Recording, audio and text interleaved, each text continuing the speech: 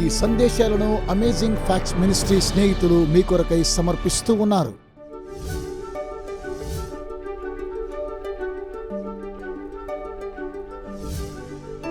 యేసు ప్రభు సెలవిస్తున్నారు, మరి ఏ కారణము లేకుండా ఒక సహోదరుడి మీద కోప్పడినట్లయితే అతడు న్యాయ తీర్పు తప్పించుకోలేని ప్రభు అని యేసు సెలవిస్తూ ఉన్నాడు. కారణము లేకుండానే ప్రభు సెలవిస్తున్నాడు. దీని అర్థము కొన్నిసార్లు మనము కోపడవలసి వస్తుంది. నేను అనుకుంటున్నాను మీరందరూ కూడా మంచిగా ఉన్నారని కోరుతూ ఉన్నాను. ఎందుకంటే నేను కోపం గురించి మాట్లాడుతున్నాను. అవునా? ఒకవేళ మీరు ముందుగా కోపంగా ఉంటే ఇది వేరే మార్గం గుండా వెళ్ళవచ్చు. ఈ పాఠ్య భాగానికి పేరేమనగా దేని గురించి సూచిస్తుందంటే, దీన్ని ఆక్సిమోరాన్ అంటారు, కోపముగా ఉన్న క్రైస్తవుడు. గత సంవత్సరం మార్చి మాసంలో ఏం జరిగిందంటే, ఒక ఎయిర్ప్లేను ఈ విధంగా పయనం చేస్తూ ఉన్నది. లాస్ వేగాస్ నుంచి ఒహాయోకు పయనిస్తుంది. కొన్నిసార్లు ఈ యొక్క విమానము పసిఫిక్ మహాసముద్రాన్ని దాటుతూ ఉన్నప్పుడు మరి అందులో ఉన్నటువంటి కొంతమంది ప్రయాణికులు చాలా భయపడుతుంటారు. కొన్నిసార్లు వారు దుప్పటి అడుగుతారు, ఎందుకంటే అందులో చాలా చలేస్తూ ఉన్నది కాబట్టి. ఆ విమానంలో ఉండేవారు ఏమంటారంటే, ఒక దుప్పటి ఖరీదు $12 అని తెలియజేస్తూ ఉంటారు. అది సరైనటువంటి పద్ధతి కాదు. మీ విమానంలో కూడా చలి వేస్తుంది అన్నప్పుడు వారంటారు, అలా కాదండి, ఖచ్చితంగా మీరు దుప్పట్లు కొనుక్కోవలసిందే అని అంటారు వారు. అది కొద్ది నిమిషాలు అలాగునా పయనిస్తూ ఉన్నప్పుడు ఒకానొక సమయం వచ్చినప్పుడు 60 సంవత్సరాల వయసులో ఉన్న వ్యక్తి విమానంలో ఉండేటువంటి వాడిని ఇతడు చాలా బెదిరిస్తూ ఉన్నాడు. వారు అతని గురించి ఏం ఆలోచించారో తెలియదు, కానీ అతడైతే వారిని బెదిరిస్తున్నాడు. వారు అతను చూసి ఇతడేమో కోప్పడుతూ ఉన్నాడు కదా, ఇతను ఏ విధంగా పసిఫిక్ మహాసముద్రం మధ్యలో దించేయాలనుకున్నారు. మరి ఆ సమయంలో ఏం జరుగుతుందో ఎవరికి తెలుసండి. వారు తిరిగి ఆ కార్యక్రమాన్ని చూసినప్పుడు వారు దిగకూడనటువంటి స్థలంలో వారు దాన్ని దిగడానికి ప్రయత్నం చేస్తూ ఉన్నారు.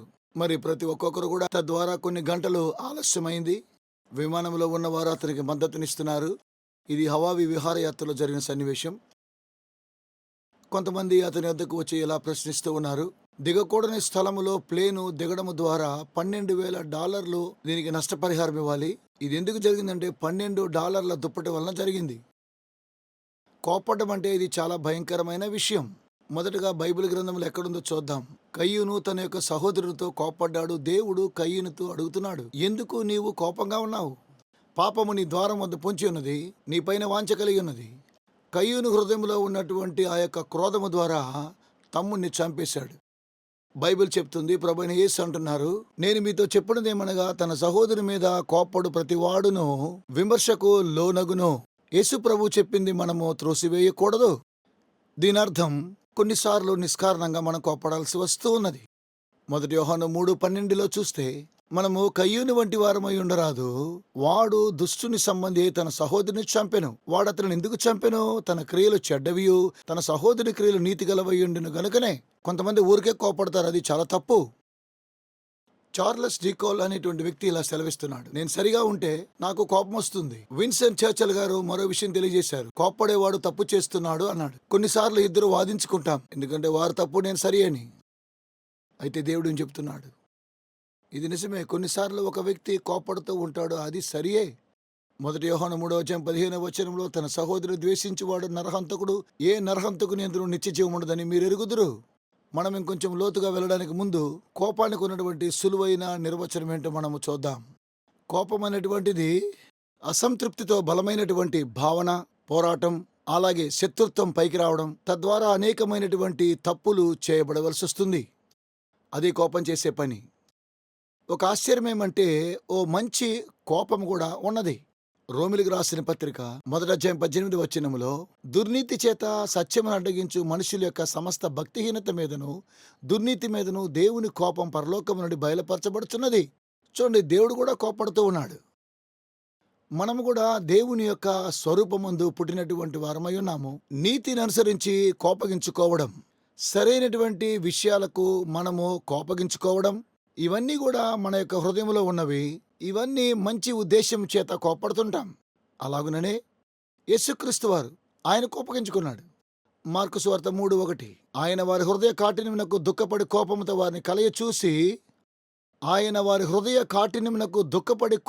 వారిని కలయ చూశాడు. ఆ వ్యక్తిని స్వస్థపరచడం కోసమై ఆ వ్యక్తితో నీ చేయి చాపమన్నాడు. అతడు చేయి చాపిన వెంటనే స్వస్థపరచబడ్డాడు. ఆ విషయం చూసి ఆయన కోపగించుకొని తన హృదయమంతా కూడా కలవరంతో నింపబడింది. మోషే కూడా కోపగించుకున్నాడు. నిర్గమకాండము 32వ అధ్యాయం 19వ వచనములో అతడు పాలెమునకు సమీపింపగా ఆ దూడను వారు నాట్యమాడుటను చూసెను. అందుకు మోషే కోపము మండెను. అతడు కొండ దిగువను తన చేతులతో నుండి ఆ పలకలను పడవేసి వాటిని పగలగొట్టెను. ఇది సరైన పద్ధతిలో కోపం కదా. అతడు చాలా కోపగించుకున్నాడు.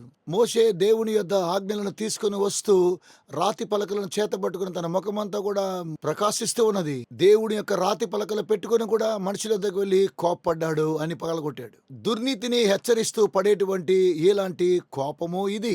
ఇక్కడ ఒక చర్చి ఫాదర్ గారు జాన్ క్రిసడమ్ ఆయన అన్నారు, ఎవరైతే కోపపడడం లేదో పాపము చేసినప్పుడు అతడు కోపపడనట్లయితే అసమంజసమైనటువంటి సహనం అనేది అనేక దుర్గుణాల వేడి మంచం. మీరు ఎప్పుడైతే కోప్పడుతూ ఉన్నారో, ఎప్పుడైతే కోప్పడకపోతూ ఉన్నారో అది కూడా ఒక పాపం లాంటిదా? ఏదైనా వ్యత్యాసం ఉన్నదా? మీరు చూస్తూ ఉన్నారా? దాన్ని బహిర్గతము చేయడం ద్వారా కొన్నిసార్లు అది సమస్యలకు గురవుతుంది. మార్కు సువార్త 11:15 వారు యెరూషలేమునకు వచ్చినప్పుడు ఆయన దేవాలయములో ప్రవేశించి దేవాలయములో క్రయ విక్రయములు చేయి వారిని వెళ్ళగొట్టినారంభించి రోకలు మార్చువారి బల్లలను గువ్వలము వారి పీటలను పడద్రోసి దేవాలయము గుండా ఏ పాత్రైనను ఎవరిని తేనీయకుండెను. అయితే మీరు నా తండ్రి గృహాన్ని దొంగల గుహ చేసి ఉన్నారన్నాడు. బైబిల్ గ్రంథములో ఉన్న నెహెమ్యాను గురించి మనం ఒకసారి చూసినట్లయితే దేవాలయములో అలా ఉన్నట్లయితే ఏ పాస్టర్లు కూడా అందులో ప్రవేశించలేని నేను అనుకుంటున్నాను. అయితే నెహెమ్యా ఏం సెలవిస్తూ ఉన్నాడనగా, అంతటా నేను వారితో వాదించి వారిని శపించి కొందరిని కొట్టి వారి తల వెంట్రుకలను పెరికివేసి మీరు వారి కుమారులకు మీ కుమార్తెలను ఇయ్యకయు మీ కుమారులకైనను మీకైనను వారి కుమార్తెలను పుచ్చుకొనుటయును ఉండవలనని వారి చేత దేవుని పేరిట ప్రమాణము చేయించాడు. మనము ఎలాగున బబులోనుకు మొదటి స్థానాన్ని ఇవ్వగలమని నెహెమ్యా ఎంతగానో వేదన పడుతూ ఉన్నాడు. జాన్ వెస్లీ గారు ఇలా అన్నారు, కోపము మరియు పాపము చేయనివాడు పాపము తప్ప మరేదైనా కోపంగా ఉండకూడదని జాన్ వెస్లీ అంటున్నాడు. కనుక నీతి విషయమైనటువంటి కోపము ఇది పాపమునకు విరోధంగా ఉంటూ ఉన్నది. మార్టిన్ లూథర్ గారు దేవుని శక్తిని తప్పుగా గురించి మాట్లాడినప్పుడు కోపడ్డాడు. నేను ఎప్పుడైతే కోపడతానో, నేను రాస్తానో, ప్రార్థిస్తాను, అప్పుడే చక్కగా బోధిస్తాను. అప్పుడే నా సమస్త విధమైన అవగాహన చక్కగా పనిచేస్తూ ఉన్నది, నా మనస్సు చక్కగా పనిచేస్తూ ఉన్నది. కోపములు అవి ఒక భాగంగా ఉంటున్నాయి. అలా చేస్తున్నప్పుడు సంఘంలో జరిగిన గొప్ప గొప్ప కార్యక్రమాలు చూసినప్పుడు నీతి విషయమైనటువంటి కోపాన్ని ఆయన బయలుపరిచాడు. మీరు ఎప్పుడైనా లూథరన్ గారు రాసినటువంటి కథలు ఏమైనా చూసారా? ఆయన అనేకమైన గొప్ప గొప్ప కార్యక్రమాలు చేశాడు. సహజ సంబంధమైన మనస్తత్వాన్ని మెల్లగా దిద్దుతున్నాడు. అరిస్టాటిల్ అంటున్నాడు, ఎవరైనా కూడా సులువుగా కోప్పడవచ్చును. సరైనటువంటి సమయంలో సరిగా మనం కోప్పడినప్పుడు, సరైన పరిధిలో కోప్పడినట్లయితే, మంచి ఉద్దేశంతో అలా చేస్తే ఇలాంటి శక్తి అందరిలో ఉండదు. కానీ ఇది చాలా సులువైనది కాదు. మనలో చాలా మంది అనుకుంటాము సరైన సమయంలో కోప్పడడం ద్వారా అది నీతియుక్తమైనది అనుకుంటాం. అది అలా కాదు. స్నేహితులారా, ఎక్కడికి వెళ్ళకండి. ఇంకా ఒక్క క్షణంలో నేటి ప్రదర్శనలోనికి తిరిగి మనము కలుసుకోబోతూ ఉన్నాం. ఇది వాస్తవం. క్రైస్తవ జీవితము ఎప్పుడూ స్థిరంగా ఉండదు. కొన్నిసార్లు ముందుకు కొనసాగుతాం, లేదా కొన్నిసార్లు వెనక్కి వచ్చేస్తాం. మీరు క్రైస్తవ విశ్వాసాన్ని చూసి ఆశ్చర్యపోతున్నారా? ఏ విధంగా దేవునికి చాలా దగ్గరగా ఉండాలని కోరుతున్నారు? ఒకవేళ మీరు చాలా సంవత్సరాలుగా విశ్వాసులుగా ఉండవచ్చును. ఆయనతో నడవడంలో మీరు చాలా వెనుకబడి ఉండవచ్చును.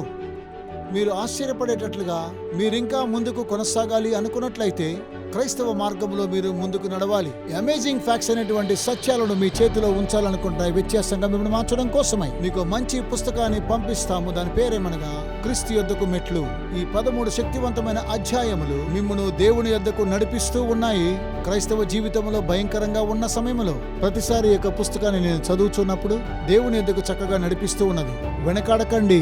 ఈ రోజే ఫోన్ చేసి మీ ఉచిత కాపీని పొందాలని కోరుతున్నాను. ఆ తర్వాత మాకు వందనాలు చెప్పండి. మీ ఉచిత కాపీ పొందడం కోసం ఈ తెరపై ఉన్నటువంటి నెంబర్ను సంప్రదించండి. ఆఫర్ నెంబర్ 469 సంప్రదించండి, లేదా వెబ్సైట్ సంప్రదించండి. ఈ నమ్మశక్యము కాని వనరులను మీ స్నేహితులకు కూడా పరిచయం చేయండి.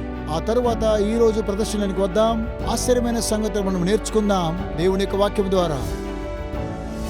కోపము దేన్ని తీసుకొని వస్తూ ఉన్నది. కొన్నిసార్లు ద్వేషిస్తూ ఉంటాం. కొన్నిసార్లు కోప్పడినప్పుడు కొన్ని సవాళ్లు మనం విసురుతూ ఉంటాం. పేతురును చూడండి, క్రీస్తును ఎరగనని చెప్పి 3 సార్లు ఇలాగను తెలియచేశాడు. అప్పుడు తెలుసుకున్నాడు తనది తప్పని. అతడు తాను శపించుకోవడం ప్రారంభించాడు. కొంతమంది దీన్ని ఎవరు మెచ్చుకోలేకపోతూ ఉన్నారు. కోప్పడేటువంటి వారిని చూసి నేను మీకు అనేకమైనటువంటి సులువైనటువంటి మార్గాలు తెలియజేశాను. ఇవి గర్వానికి దారి తీస్తూ ఉన్నాయి. మనం గర్వం ద్వారా కొన్నిసార్లు కోప్పడుతూ ఉంటున్నాము, నిర్లక్ష్యం చేస్తాం. పోతిఫరు భార్య కూడా కోప్పడింది. యోసేపు అనుకూలించకపోవడం ద్వారా అతన్ని చెరసాలకు పంపివేసింది.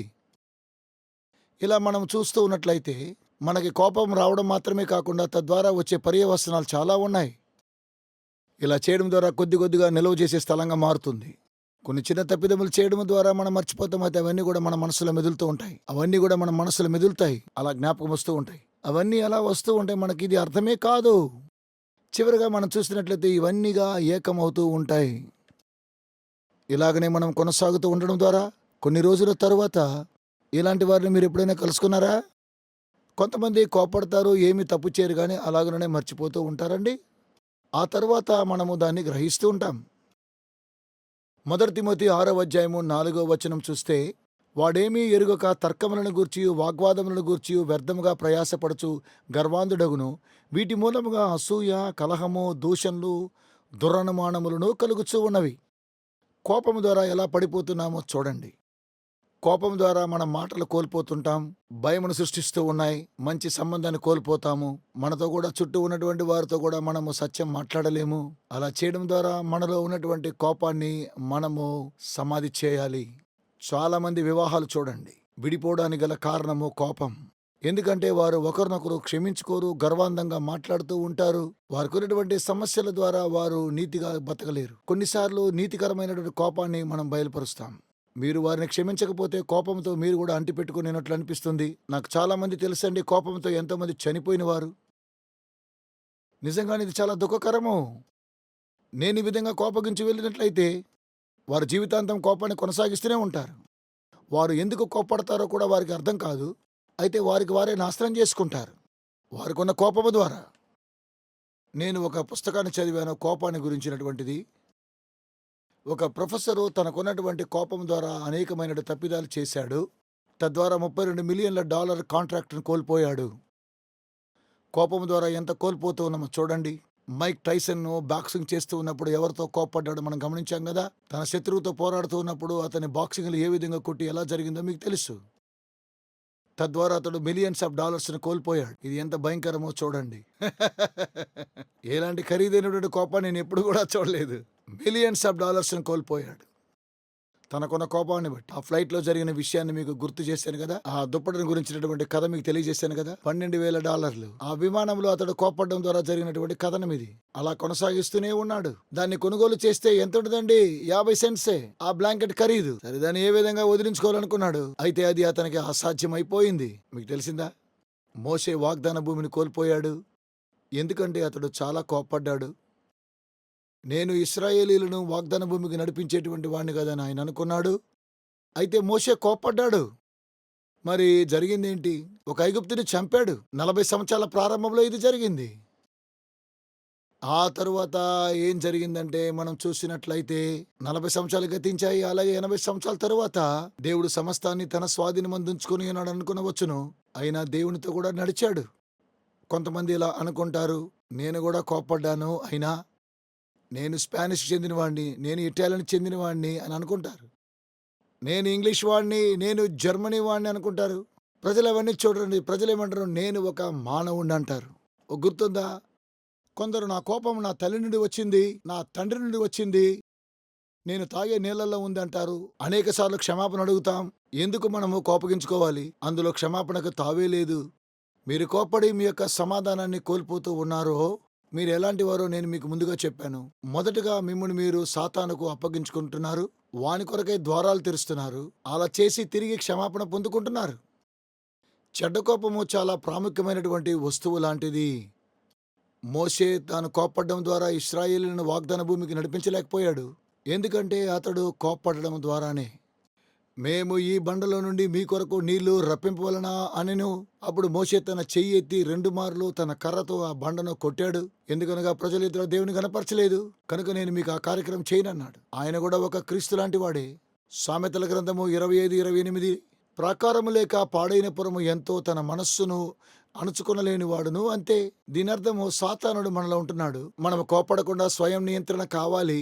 ప్రసంగి గ్రంథము 7:9 ఆత్రపడి కోపపడవద్దు.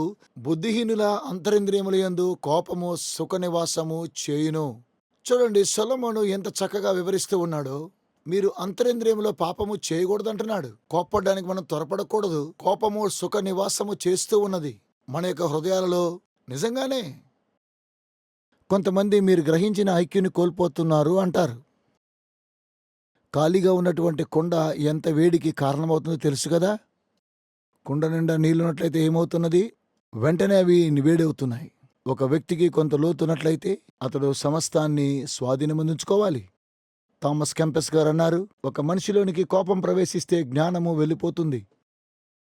కొంతమంది అంటారు, సహజమైన వ్యక్తి కోపాన్ని కోల్పోతే కోపంలో ఉండే వ్యక్తి సహనాన్ని కోల్పోతూ ఉన్నాడంటారు. మనం కూడా ప్రజల గురించి చాలా జాగ్రత్త వహించవలసిన వారమై ఉన్నాము. సమాధాన మనసును మనం కలిగి ఉండాలి కనుక సమాధానము కోల్పోకూడదు. కోపం ద్వారా మీకున్న జ్ఞానాన్ని మీరు కోల్పోతారు. రాల్ఫ్ వాల్డో ఎమర్సన్ ఈ విధంగా సెలవిచ్చాడు, మనమందరము వివిధమైన కోణాల్లో కోపడుతూ ఉంటాము. కోపము అనారోగ్యానికి కారణం.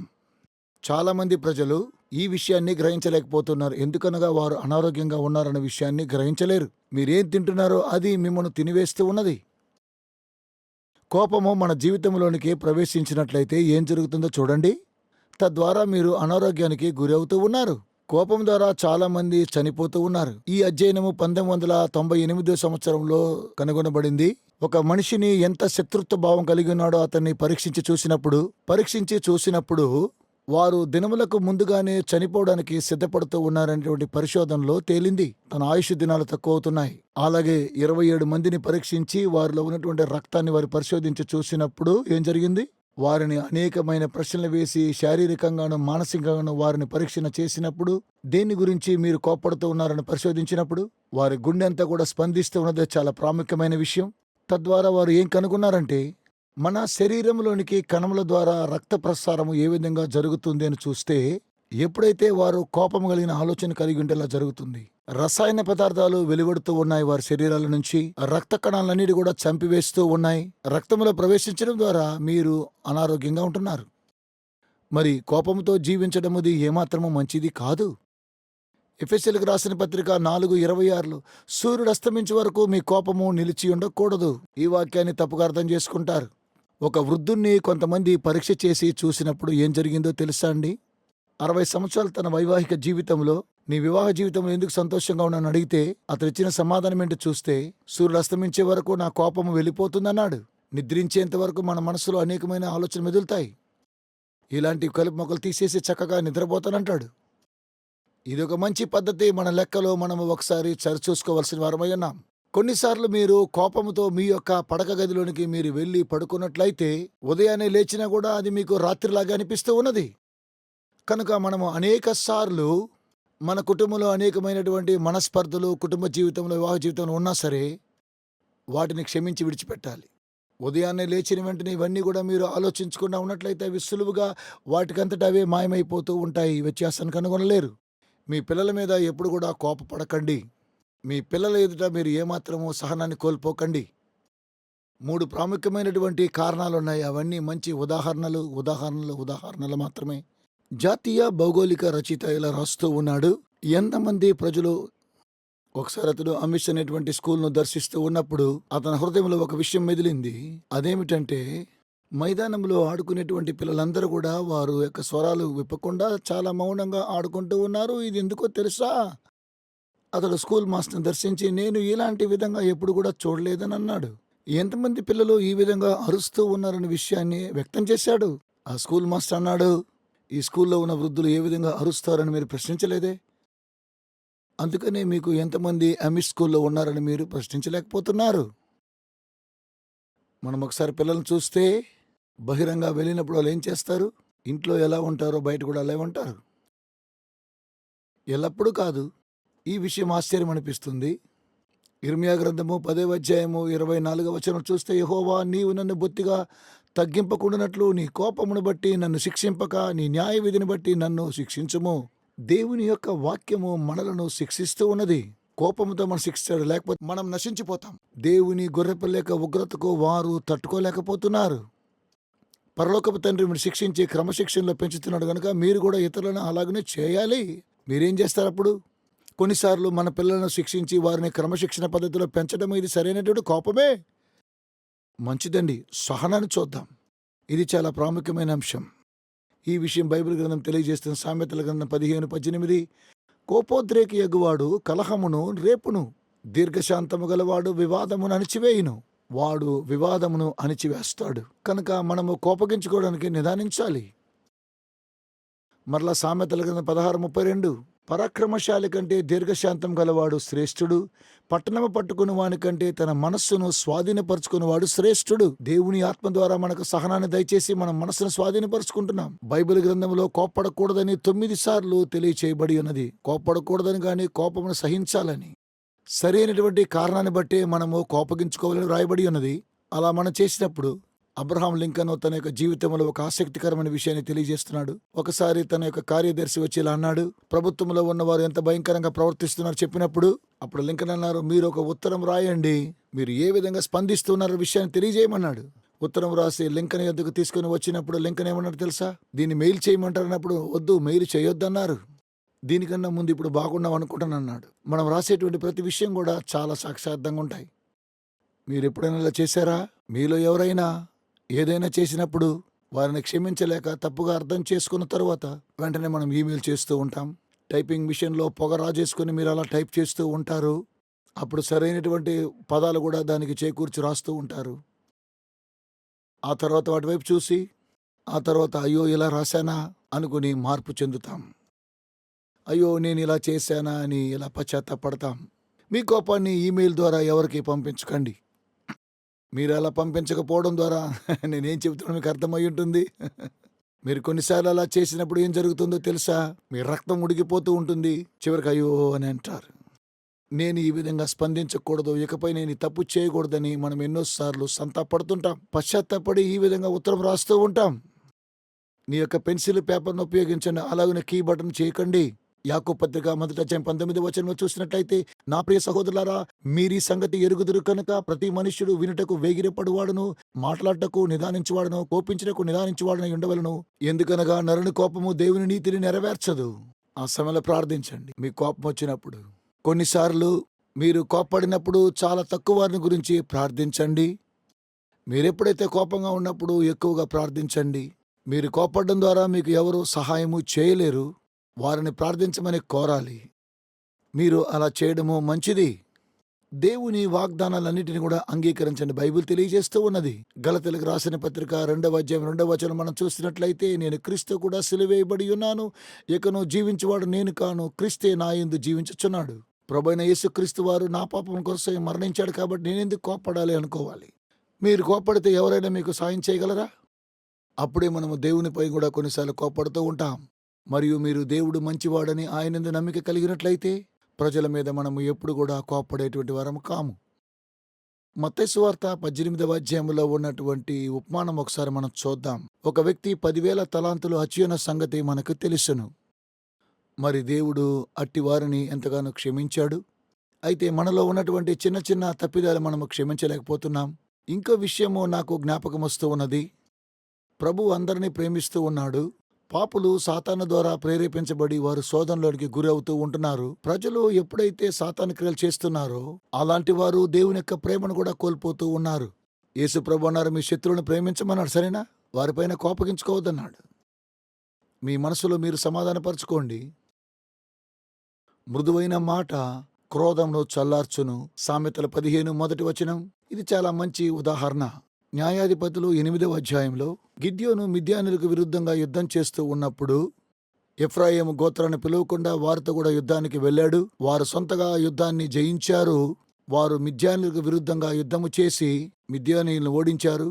ఆ తర్వాత జరిగిందేమంటే గిద్యోనుతో యుద్ధమునకు దిగారు. ఇది న్యాయాధిపతులు 8:3 చూస్తే, అప్పుడు ఎఫ్రాయిములు గిద్యోనుతో, నీవు మా ఎడల చూపిన మర్యాద ఎట్టిది? మిద్యానీయులతో యుద్ధము చేయుటకు నీవు పోయినప్పుడు మమ్ము నేల పిలవలేదని చెప్పి అతనితో కఠినముగా కలహించిరి. అందుకతడు, మీరు చేసినదెక్కడా, నేను చేసినదెక్కడా? అబీయెజెరు ద్రాక్ష పండ్ల కోత కంటే ఎఫ్రాయిమీయుల పరిగె మంచిది కాదా?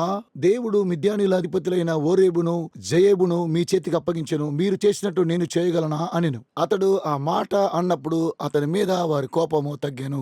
గిద్యోను వారికి సరైనటువంటి సమయంలో మృదువైన సమాధానం ఇచ్చాడు. ఆ మాట వలన గొప్ప యుద్ధము ఆగిపోయినట్లుగా మనం చూస్తున్నాం. నొప్పి కలిగించేటువంటి మాట మనలను భంగం చేస్తూ ఉన్నది. మీరు సరిగా ఉన్నా సరే వారితో పోట్లాడకూడదు. మీరు ఇలా తలదించుకొని మెల్లగా మాట్లాడడం మంచిది. చెప్పేది నేను వింటూనే ఉన్నానని చెప్పాలి. అతడు వెళ్ళిపోయిన తర్వాత అతడు చేసిన విషయాలన్నీ కూడా మీరు ఆలోచించినప్పుడు వారు ఎంత తప్పిదం చేశారో గ్రహిస్తాం. మృదువైన సమాధానం ఇది. ప్రాముఖ్యంగా వివాహాలలో మృదువైన సమాధానం చల్లారుస్తూ ఉన్నది. 46వ కీర్తన 10వ వచనంలో ఊరకుండుడి, నేనే దేవుడిని తెలుసుకునుడి. మీరు ఈ విషయాన్ని గ్రహించారా? మీకు నాకు ఉన్నటువంటి నిరీక్షణ ఏంటో తెలుసా? రక్షణ నిరీక్షణ. సాతానుడు అన్ని చేసినప్పుడు కూడా ప్రభు అయినటువంటి యేసుక్రీస్తు వారు కల్వరి శిలువలో ఏం చేశాడు?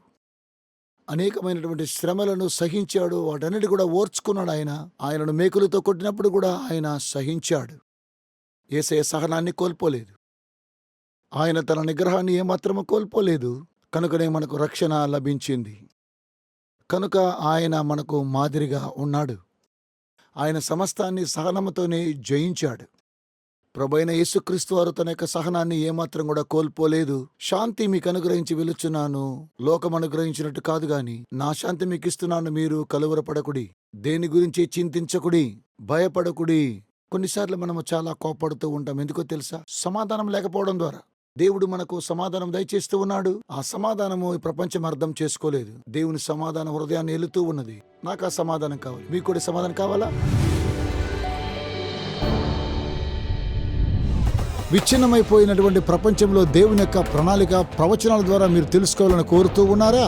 ఆచరణాత్మకమైనటువంటి గొప్ప సవాళ్లను మీరు ఎదుర్కోవాలనుకుంటే మిమ్మల్ని ఉత్తేజపరుస్తున్నాం, ఉత్సాహపరుస్తున్నాం. అమేజింగ్ ఫ్యాక్ట్స్ వారు బైబిల్ చదువుకునేటువంటి గైడ్స్ మీ కొరకై 27 పుస్తకాలను మీకు అనుగ్రహిస్తున్నారు. అద్భుతమైనటువంటి గ్రాఫిక్స్ ద్వారా మీరు అర్థం చేసుకోవడానికి నేరుగా మీకు సమాధానం దయచేస్తూ ఉన్నారు. ప్రతి చదువుకునేటువంటి ఈ గైడ్ ద్వారా బైబిల్లో సరైన సమాధానం గ్రహించుకోగలరు. మీ జీవితంలోని ప్రాముఖ్యమైన ప్రశ్నలకు సమాధానం ఇస్తుంది. ఏ విధంగా మీరు సంబంధాన్ని పెంచుకోగలరు? ప్రభువైన యేసుక్రీస్తు వారు ఎప్పుడు రాబోతూ ఉన్నాడు? ఇంకా ఎన్నో విషయాలను తెలుసుకోవచ్చు. భవిష్యత్తులో ఈ యొక్క విలువైన విషయాన్ని కోల్పోకండి. మీ జీవితాన్ని రూపాంతరపరుస్తూ ఉన్నాయి అమేజింగ్ ఫ్యాక్ట్స్ వారు ఇచ్చేటువంటి బైబిల్ చదువుకునే పుస్తకం.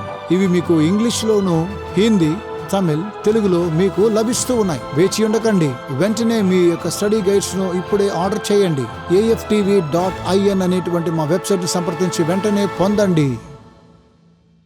ఈ అమేజింగ్ ఫ్యాక్ట్స్ యొక్క బైబిల్ సిద్ధాంతాలను ఇంకా మేము తెలుసుకోవచ్చునా? ఈ సత్యవాక్యం తెలుసుకోవడానికి మరో వారం వరకు వేచి ఉండని అవసరం లేదు.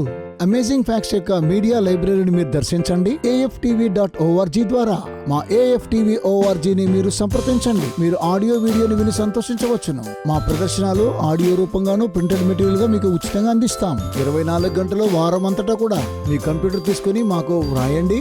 వెంటనే AFTV.org ని మీరు సంప్రదించండి.